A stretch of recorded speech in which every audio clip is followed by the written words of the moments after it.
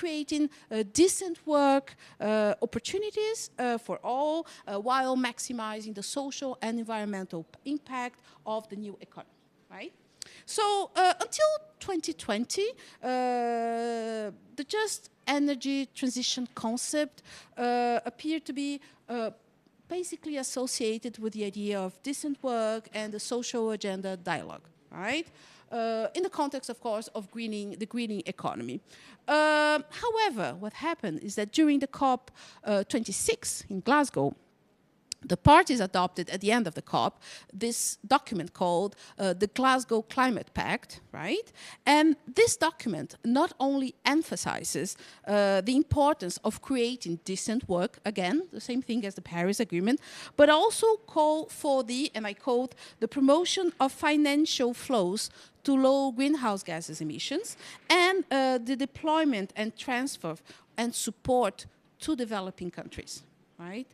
So this financial support for developing countries is interpreted today as new and additional financial assistance to these countries.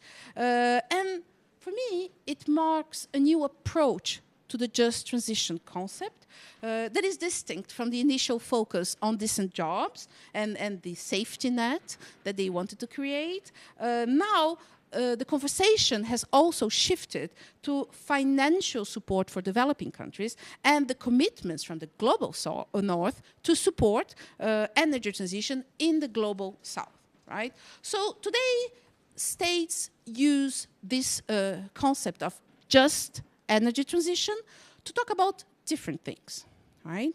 For the global south, this just energy transition is only considered just when they receive funding from historically responsible countries concerning their emissions. And this approach has been adopted by the Global South in all of their nationally determined contributions. They all mention, most of them mention just energy transition, meaning when they explain more money, right? From developed countries, of course. And in contrast, the nationally determined contributions from the global north, they also mention just energy transition, this concept, but they consider the transition to be just whenever it supports its workers, creates a safety social net. And even some global south countries also have this interpretation, by the way. They're a minority, but they also... So, since COP26, since Glasgow, this concept of a just energy transition is absolutely everywhere. If you had the opportunity of going around the pavilions here at the COP28, you'll see that this is the concept that has been adopted. It has become kind of a catch-all strategy, catch-all sentence for all the countries, north and south, right? It is present in almost all public policies related to energy. It is also present in all of the negotiations here at COP28, and it is even integrated in corporate strategies, right? Yesterday I was meeting a corporate, and they said, well, now we are beyond just energy transition, we're talking about just resilience. So another concept, right? New one, right? So the question is, but finally, what are we talking about? Right? And how do we integrate the disparities in this interpretation for climate change commitments and to develop the climate change agenda? Right? So the aim here today is to understand the content and the scope of this concept of just transition in order to enhance exactly its practical implementation by public policies, by states, and also to be translated in climate negotiations here at the COP28. The chosen method today was comparative, right? So deliberately, I will ask the same question to the different highly international experts here in order to enable comparisons, right, from your experience. Right? So before entering into our discussion, I think I propose that each panelist maybe present itself and give some personal introduction. So I'll hand the floor to our esteemed panelists. Thank you very much, Julia, and thank you very much, Université Sorbonne Abu Dhabi, for the invitation. I'm Bruna Mascotti. I am a senior partner at Catavento Consultoria. So we are basically a consultancy that helps companies in Brazil to navigate the energy transition and decarbonization. and I can speak more later. My name is Natalia Vedosa. I'm the Commercial Director of Invest Piauí for international markets. And my job is to bring investments, foreign investments, inside Piauí. And it's highly in our agenda, the energetic transition. And we are investing hardly in this attraction. We now have offices in US, in Europe, 2 in Europe actually, 1 in Portugal and the other 1 in Estonia, and now 1 in China as well. So I coordinate these international offices, aiming at bringing international investments and industries to our state, more specifically to our recently established free trade zone, in which we would like to develop our green energy valley. Hello, my name is William Wills. I'm technical director at Brazilian Climate Center. It's a think tank that tries to bridge the gap between academic knowledge and policymakers in Brazil. So we try to make the agenda progress. And we have different kinds of projects, and we worked with capacity building. We represent the climate, the Al Gore's climate program, the climate branch in Brazil. And also we work with technical projects, for example, calculating the substitution of diesel buses by electrical buses in some cities in Brazil, and try to show that it's already competitive, that we should go for it. And also we are working for UNEP on just energy transition right now. And we are trying to understand and promote debates in Brazil. We had recently a workshop on that with more than 50 people participating. Some important ministries were there, civil society, academy, private sector. And we are trying to understand, to begin working with that, trying to understand each sector's position and understanding their own understandings of what would be a just transition, a just energy transition. Hi, my name is Nikita Sood. I'm professor of the Politics of Development at the University of Oxford. I teach a postgraduate course called Energy Questions and Climate Questions from the Global South. And I'm currently writing a book on energy flows and relations in the post-colonial world, with cases drawn from some of the most coal-dependent countries in the world, including China, India, and Indonesia. Thank you very much, everyone. So as you've seen, this is a very diverse panel with different backgrounds, and this was on purpose. We wanted to have a very different overview of the idea and the practice of just transition regarding North-South relationships. Okay. So the first question of the panel is a pretty broad one, and it focuses on the definition and evaluation of the concept of just energy transition, right? So from your point of view, from your perspective, how would you define the concept of just transition, or just and equitable, sometimes it goes with it? And specifically, what criteria regarding your work, your practice, what criteria do you think would be crucial for evaluating whether an energy transition is just, right? So the criteria used. And also, maybe if you can say some key factors that should be considered when examining or determining the justice of any kind of energy transition. So just to have a general overview of your intake. Thank you. I'll start from here. Okay, thank you. So thank you for the question, and I think it's a great issue really to define what is a just energy transition, because it's about looking at the transition of the energy sector towards a lower carbon system, but taking into consideration the social aspects. And it means different things for different stakeholders, because each society, each country has a different social context.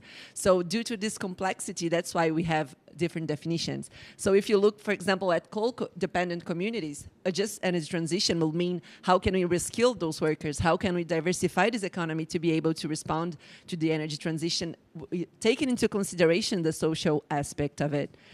If you look at the emerging economies, how can we, for example, set up carbon pricing mechanisms without punishing the lower income communities? Because those are the ones that will potentially face higher fuel prices. So how do we take into account the social aspect of this transition is the critical topic. So if I had to give one definition, I think that is to promote an energy transition that does not increase social inequality, but helps to address it while transitioning to a low-carbon energy system. And of course, it will continue to mean different things because we have to take into account the different realities of each country, each individual. So let's kick off.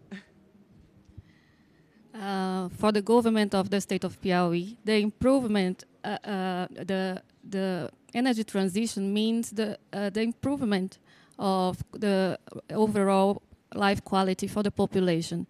So for us, it's important that we invest in the universities to create technology. It's important that we invest in schools in order to create a workforce for this new technology industry that is arising. So for us, it means diversifying our industry portfolio by attracting these new companies that are arising with carbon free. And it means new jobs, it means development, it means new technologies, it means diversification. So for us as a state, we are investing in these sectors. We are getting together with the companies and with the workforce in order to not to allow that nobody stays behind. So our say there is nobody will be left behind, and we would like to have this turning point. The green energy transition for us is a turning point for disrupting the cycle of poverty in which part of our population was immersed on. So the state of Piauí understands that the decarbonization process has to be just, but just for all, not only for the rich, not only for the poor. So a criteria that was asked for by Professor Julia is to know if our overall population is enjoying this development, not only the rich and the poor, not only the rich, but also the poor and the middle class, and we are indeed committed to improving the quality of life of our overall population. That's it. Thank you. I have some notes here, especially for this answer.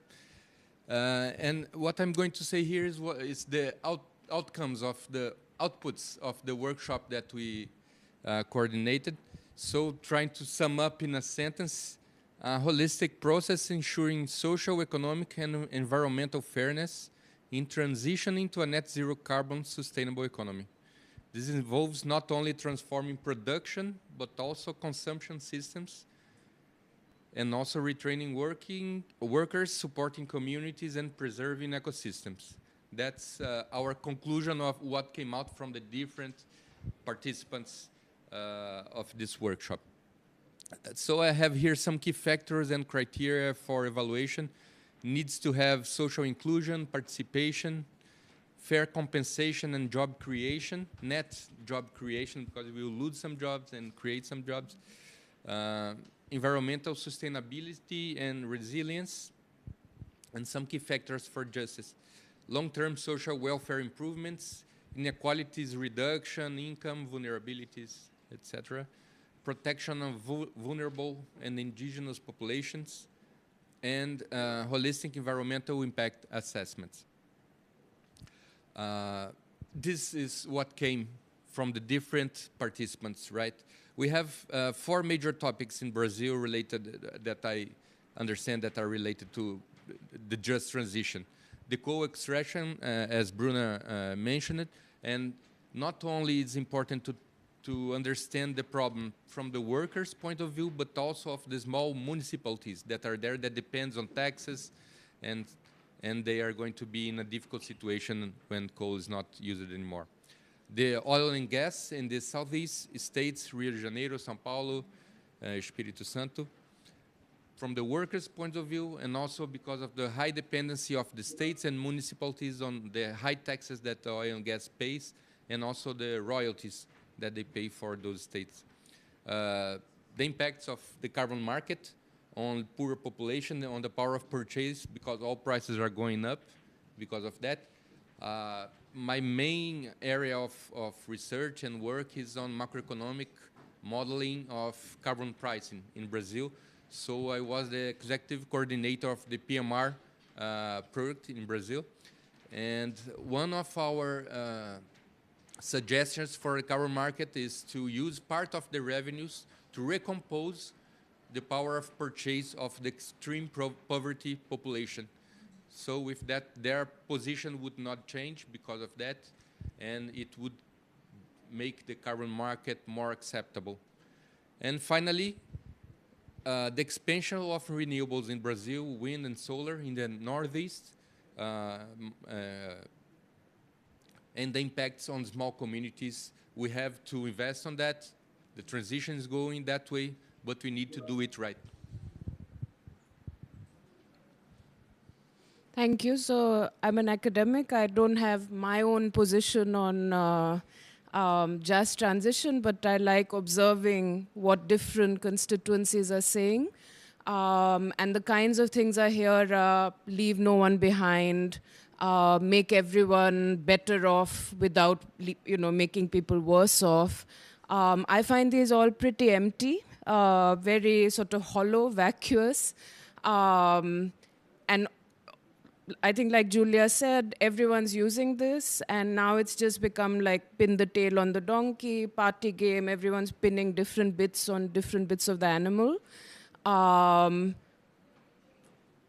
what I would like to see, other than this donkey party game, is people and nature at the heart of what just transition should be. And several of the speakers touched on that. And I don't see it on the ground. So at the moment, I'm looking at a vast solar park and solar panel production facility over 17,000 hectares that's coming up in Western Indonesia. Investment from China, but with stake from many countries, Singapore, Portugal's energy provider, etc., etc. And the people, some 12,000 people are going to be displaced. The word justice doesn't figure there at all, not for the government, not for the companies, certainly not for the contractors who are involved. We are not talking about jobs and livelihoods. We are going to cut down all the trees, and create, some very glass and chrome sort of facility. There is no justice in that at all. And even in the COP language that is changing, that you're talking about, we're first talking about, just jobs in coal, for instance. But for most global South countries, this is a fairly irrelevant factor when the majority of the population is in the informal sector. So what we're seeing is, some of the bigger coal companies, when they phase out, they might have provisions for their formal workforce. But what about the masses of informal people who depend on the chain of mining? We are not talking about the informal sector here at all. Also, when we talk about loss and damage and payments from the north to the south, which is now being seen as part of the just transition, what we are seeing in countries like Indonesia, like India. It's the cream of the formal sector, the energy companies that will benefit from these payouts from northern countries. Again, the people at the bottom of the chain are not part of this discussion. So justice is very far from the transition as it is playing out on the ground.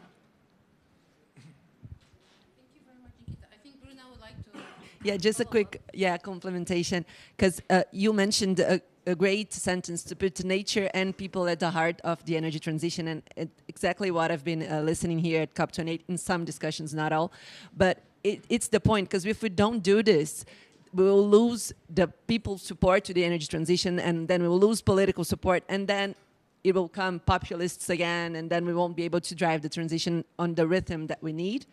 And it's important because what we see when we talk about energy transition, sometimes we think that, oh, it's going to be perfect. But no, we need a lot of minerals. We need a lot of mining, those large solar wind projects. So how do we do them with strong social and environmental practice in order to avoid the NIMBYism, as they say, not in my backyard, or banana, build nothing nowhere near anywhere. So yeah, I missed the exact words, but it's banana. And so we have to do those projects in a right way in order so that communities want them. They want you to build it here because it will bring jobs, good quality jobs, it will bring development and not harm to my water resources or to my air ecosystem or forest deforestations. In Brazil, we have this issue also. So just complementing. Thank you very much, Bruna. Yeah, please. It's a very interesting perspective of Professor Nikita, but one thing that it's not happening in Piauí is this unfair competition in terms of land and so on, because we have in Piauí a very extensive territory with a very small population. We have the population. We have we are bigger than the UK, and we have only 3 million of inhabitants. And we have a very big area that is not populated at all, and there are built the solar parks. So we have around 6 giga in solar and wind power already installed in operation, and we have 27 giga in projects there. And we are pretty sure that it won't maculate our people. It's the opposite. We see it as an opportunity because we have unique features, such as we have an almost desertic environment without the dust and the sand of the desert, and with a big river there. So we have water, we have the land, plenty of land, and also we have wind and sun for the whole year. So our grid is already 100% green. So it's not something that we will have to substitute an industry for the other. We already have 100% power green in our grid. So we have, and now we have a special trade zone, which is a very good action of the governor along with the national state. The governor, before being the governor, he was the tax secretary of the state, and he could launch this special trade zone with the objective of attracting new industry. So we are indeed expanding our workforce. We used to have 40% of people in Blackwood. Now we are improving these circumstances because we have now workforce allocated in solar and wind industry. And we are now investing in this green energy, in green hydrogen. In the European Hydrogen Week was announced the biggest green hydrogen park in the world, with 10 giga of capacity in ammonia production, and it's a very we see with very good eyes for our country, for our our state and even for Brazil as a whole, because 10 gigawatts of production is enormous. And at the same time, this green energy park that we are building there will bring also technology, because one of the commitments was to train our workforce and invest in our universities. So Professor Nikita said that she never saw something like that, but I'm experiencing it in my region. So we have the capacity of producing the most cost-effective green energy in the world. We are in 25 euro per mega. And we will not harm our population because we have plenty of land. And we are investing actually in education. From next year on, all our public schools will have technical courses in renewables and in technology of information. Computer science and so on, and it's from January on.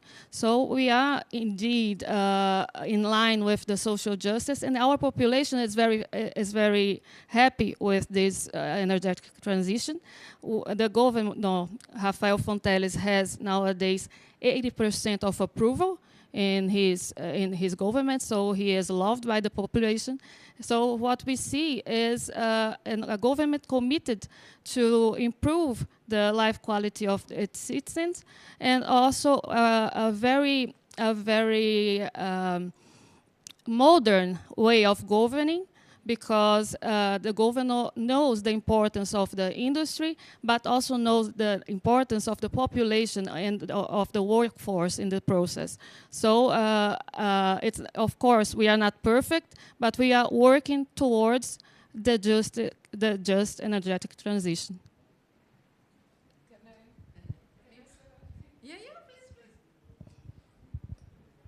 So that was very nice to hear. And I think what you emphasized was that you're not just bringing in industry, but you're also looking at people.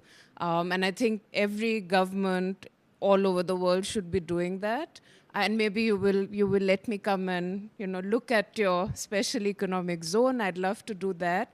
And I know nothing about the context you're talking about, so I'm fully on board with what you're saying. But I do have experience of studying 3 marginal areas in 3 different countries. All have the same rhetoric of there's a lot of land. So, even the 17,000 hectare solar park I'm talking about, the project begins with the government selling the idea that this is empty land. Similarly with, this sort of very dry region in Western India, Inner Mongolia, in China, always the rhetoric is this is empty or, abundant land, and therefore we bring in industry. But when you start looking at these places, and I'm only talking about the 3 places I'm familiar with, Inner Mongolia, about 60,000 pastoralists have been displaced from that land, first to make grassland, now for green energy. India, again, pastoralists, fisher folk. Normally, these people don't have land rights. They don't have title, but they have used that land for generations for different kinds of uses: forest produce, picking, fishing, grazing. And it's the same with the Indonesia case. And to me, as a historian, this idea of the land is free is a profoundly colonial idea, because, colonialism begins with the idea of no man's land. So, even the Spanish in South America, the Caribbean, this is no man's land that we will go and, make valuable. If industry and governments today can move away from that idea, brilliant. And that would be the idea of justice and away from this colonial thinking. But in the 3 cases, I know that's not happening. And if it's happening in your zone, congratulations, and I'd love to know more. Okay. No, just to give it transition, because actually this was the second point I wanted to work with you, which was exactly this relationship between the current international investments and developing countries, because there is a growing interest of international investor for developing countries. We were studying the case of Brazil, there's case of Indonesia, Chile, Vietnam. All over the world, investors are looking for these places. First of all, looking for natural resources, water, good quality water, abundant also, but also access to wind, the sun, etc. So this is a very nice territory to invest your money, and just like work the POE to start producing, you know, green hydrogen plants, etc., etc. But the question is, and this is something that I think you've been discussing, how could countries balance the situation, right, to ensure that the energy transition be just inclusive, right? What strategies do you propose for these countries that are welcoming investments in the energy sector? What do you think are the strategies that you propose for these investments to fully leverage the opportunities presented by the energy investments while ensuring, you know, the fight against poverty, because normally these are very poor states, regions, right? So how can we balance? Do you have any practice strategies? Have you ever, you know, experienced real strategies that would make that no one is truly left behind, and in order that, you know, these investments could help alleviate poverty in these very specific regions, and not, as Professor Sud said, you know, just, you know, take all the resources once again in the history and then take them to Europe or elsewhere,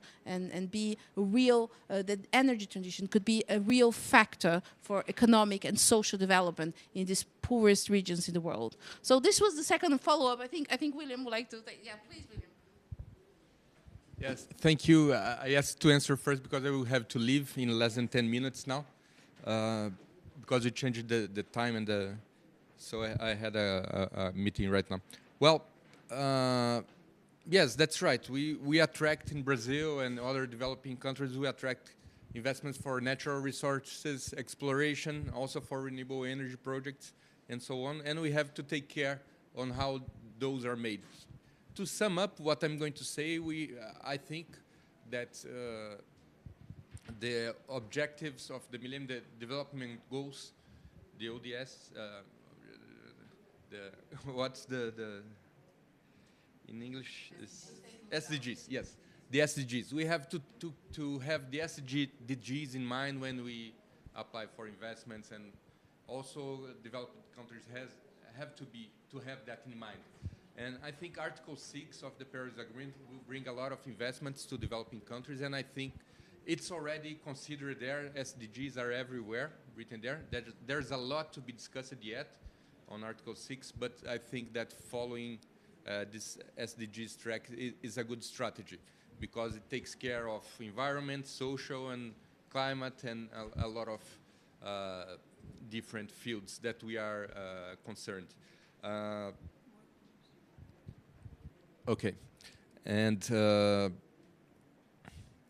yes, and a good source of information, if you take a look on the summary for policymakers of the last IPCC report of Group 3 mitigation and also of Group 2 adaptation, you can see a beautiful table where they show the main mitigation options for energy, for transport, and their impacts on each of the SDGs. And this is very rich information, and they have also for adaptation and the main measures for adaptation. This is very rich, and I think we should take a closer look on that to be clear.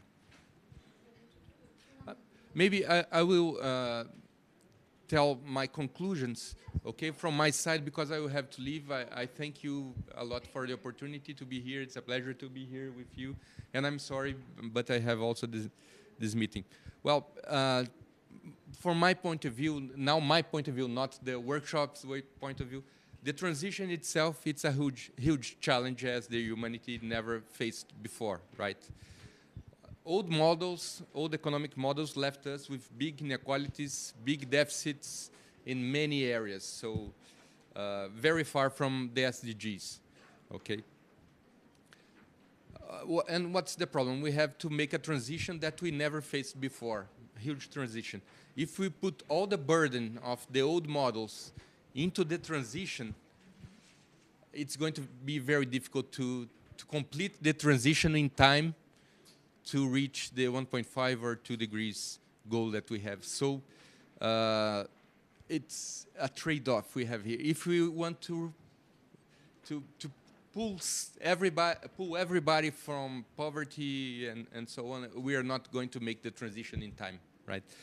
So at least what the transition should make should not be worse than the initial situation. We should not have a worse situation than we would have, than what we have now and what we would have in a reference scenario without the transition. This is the absolute minimum, okay? But how to get a good balance, the right point? This is the question that we are working and thinking right now in Brazil. And we are, at CBC, we are part of the T20. Brazil is going to be, is the president now of the G20. We're part of the T20 to work specifically with energy transition there. And we'll try to develop policy briefs on this issue, this exact issue, how to find a good balance on transition and trying to rescue everybody that was behind on the old model. Thank you very much again. I'm really sorry I will have to leave now. Maybe Bruno would like to address this issue? Yeah. Thank you very much. So talking about the international investments and in order to promote a just transition, I think that first it's important to emphasize the need for investments to drive the energy transition in developing economies. Currently, as of 2022, emerging and developing economies invested $260 billion in clean energy. We need to achieve 1.7 trillion by 2030 annually. So we are definitely off track. And we have a huge challenge, which is the debt burden of our national governments. So we cannot rely so much on public investments. We need the private sector to play a role in a sustainable and responsible way. So we need to attract these investments with the right guardrails in order to guarantee that those resources are well applied. But we need to provide first a sound and sustainable business environment so that with strong institutions, with governance, so that these companies are willing to invest in our countries.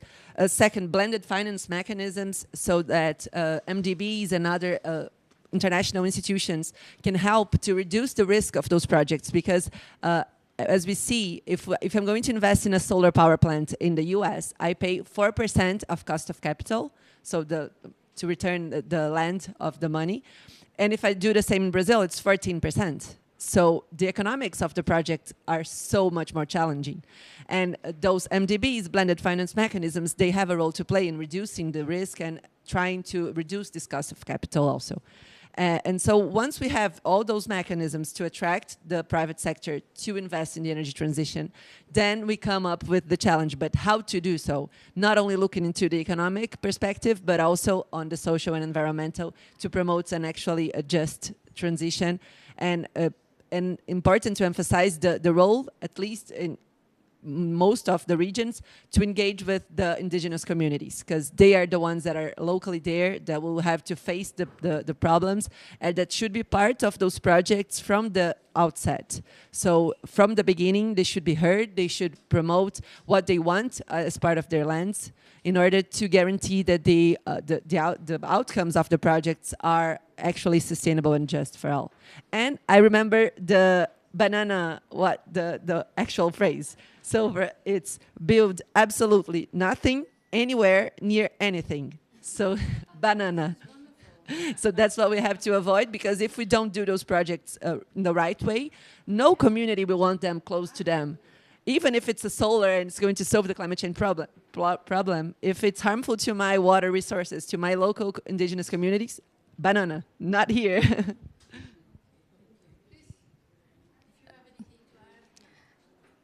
Very interesting what the Professor Nikita said, what Bruna said, and I would like to add something. In our government, we indeed didn't have didn't have people in these lands. We already have a special trade zone with 240,000 of hectares. We have, sorry, not 1,000, 240 hectares. We should expand a bit because now we have 2 projects of some gigas of capacity. But what I would like to say is that we are aware of the situations of the recolonization through the green energy. But the thing is, we already have the solar parks there. We already have sufficient energy to cover 5 gigawatts of ammonia per year, which is enormous. And one thing that I should add is that if we were harming the people, we live there in a democracy, so we wouldn't have 80% of approval of our communities. So I don't think that in Piauí we are now facing any hurdle, although I'm aware of what is happening in the rest of the world. We have that problem in India, in which many people were disallocated without any trade-off. Only they were only spelled out, and I'm aware of that. But we are not doing this in our state because we are responsible. So when we are talking about attracting investments, we will attract investments, and I am working personally in this with this target.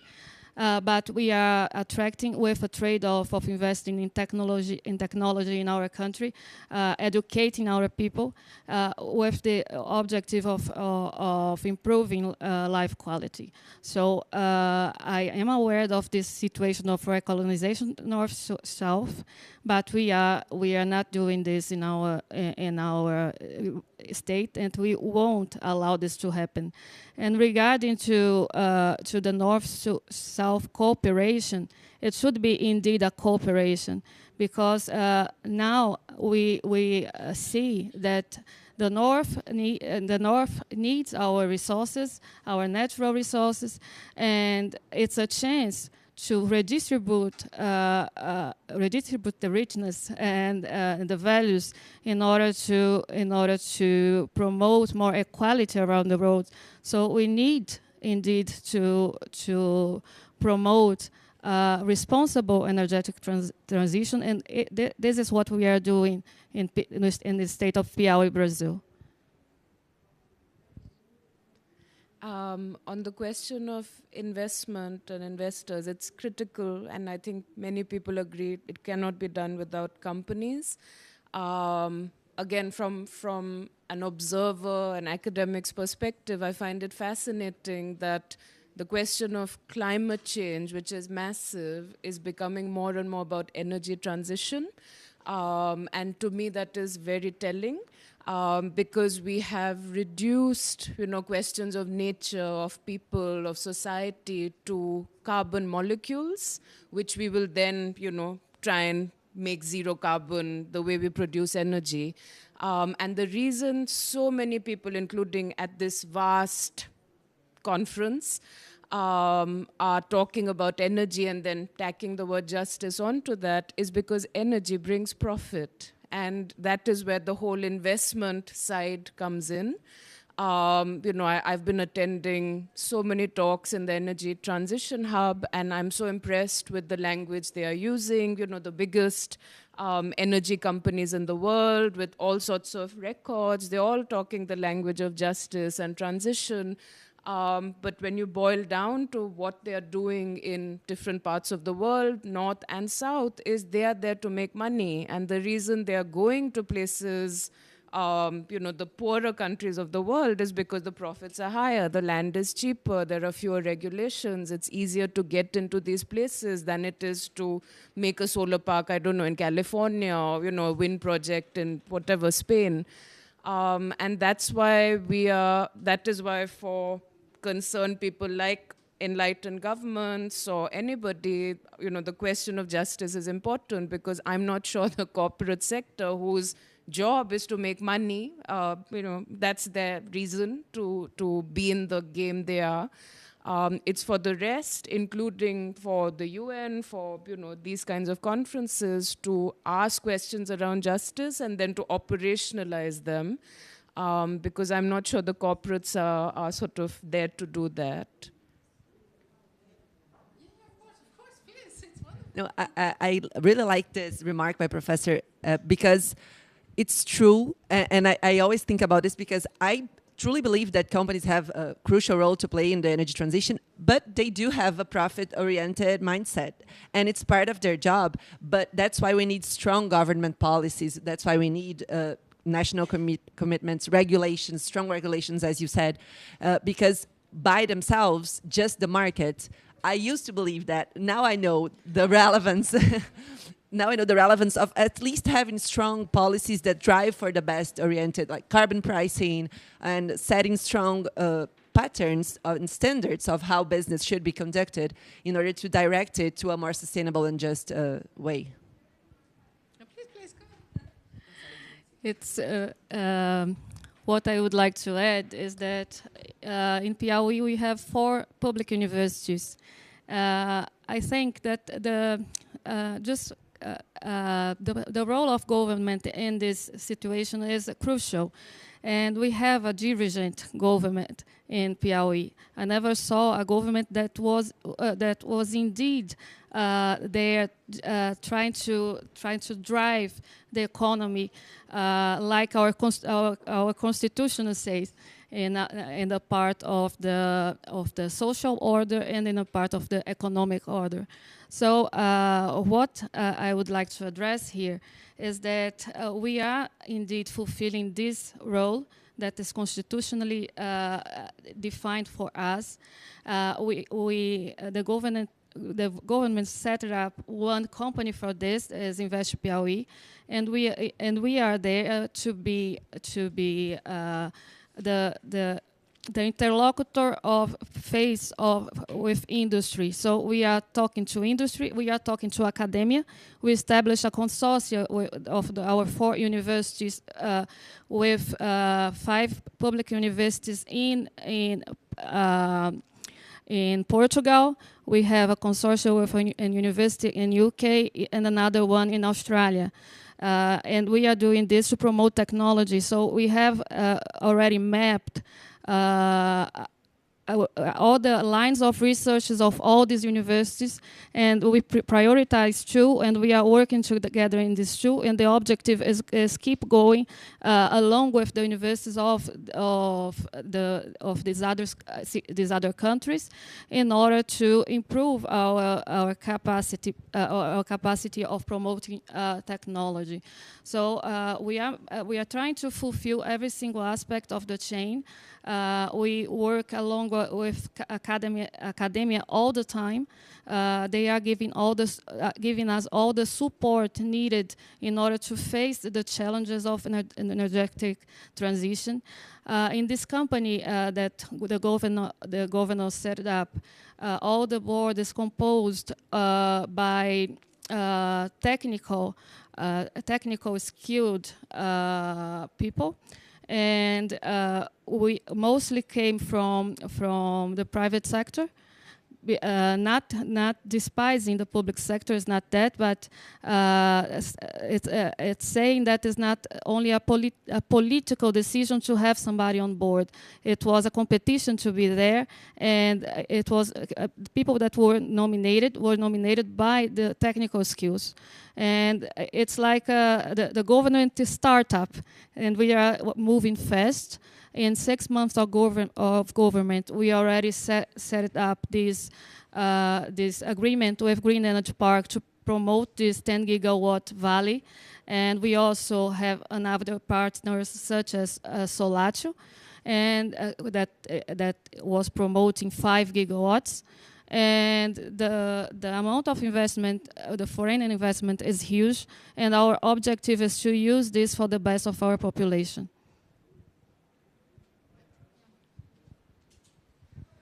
Very much. So we are almost at the end of our panel. I'll just have a very short question, if you may.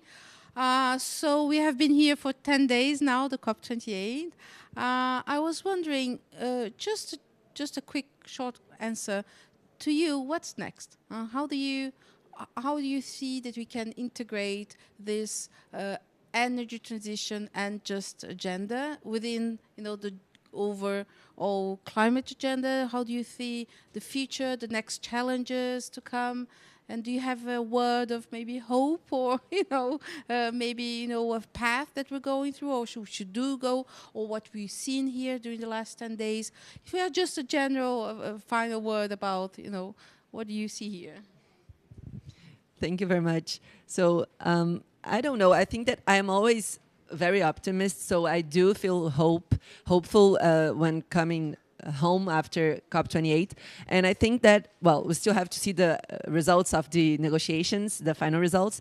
But overall, I think that we have to go back to each of our countries and start actually working to promote this enabling environment, both to attract the resources from the global north, from private sector, but also on our internal institutions. How can we be strong enough, have a strong governance to guarantee that those resources will be applied in a good way for our people, in a just way, and guaranteeing that our environment, that our social communities are preserved and that their rights are heard. So I think that trying to incorporate this in our day-to-day practices and be ready for the transition. And avoid banana. Yes, let's avoid banana. In my opinion, education was always the key. I came from academia. I have 2 master's degrees. Now I'm working on my PhD thesis in the University of Lisbon. And this government is indeed investing in education, primary and secondary, in order to capacitate people to the labor market. We have this IT technical courses. We have the renewables technical course. We have now the courses for fishermen. We are covering all our economic chain, and it's huge. It's massive, the investment, because in the former years, the public schools were used to have only 4 hours per day, and from January on we will have 8 hours per day, and the 4 hours in the afternoon will be target at the technical schools. Regarding to the academia, the universities, our 4 public universities will keep receiving our support. We as government will be sided by them because we think that what he produces, the technical abilities that he produces must be applied in industry. So we need a strong arm in academia in order to promote this industry, in order to promote more jobs, and in order to have more sustainability and more health distribution. So that's the chain that we believe in, and the message that I would like to leave is that the whole country should do something like that in order to in the senses of investing in this in education, and to see the academia as a driver for industry, because this is something that Europe already does for many years. But in Brazil, sometimes we lost this idea of the connection between industry and academia. So when we see the academia as a driven for the labor market, as a driven for the welfare of society, the governments will indeed invest in this in order to educate our population and in order to produce science. In terms of, and also it's very important, these discussions as this raised by Professor Nikita, because the human science also produces knowledge in order to teach us how to face these new situations. And of course, I will leave this panel more critic in the views. Of course, I will be more aware because I learned so much from Professor Nikita, and I'll keep my eyes wide open to avoid any kind of recolonization in our state.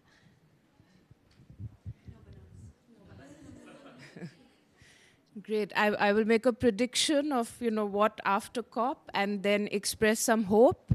My prediction is we have already had agreements around 3 times more renewables, more targets, etc. And I'm afraid that will increase the race to set up more green energy projects with people left behind, right? You're chasing targets, you have pressure, international commitments, etc. That is not conducive to social justice or environmental justice. It's conducive to speed and forgetting the other rules of the game.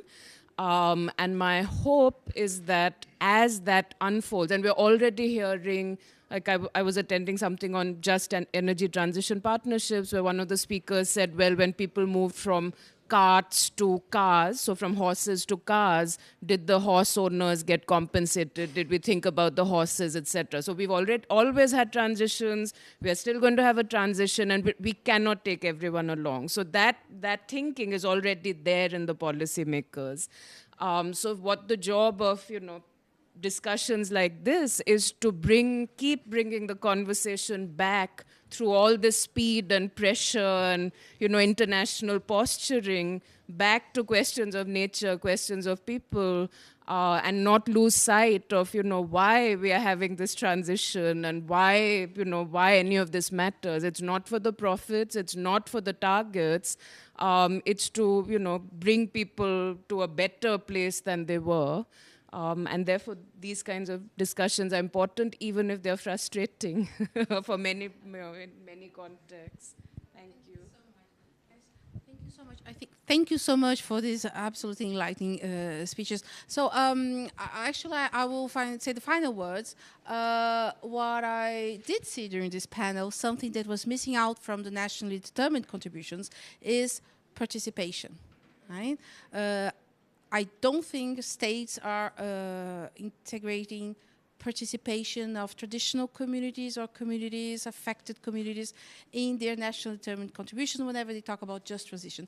I think this seems to me to be the underlying subject to all of your different presentations, taking into account the voices of the people that are affected through this energy transition project investments.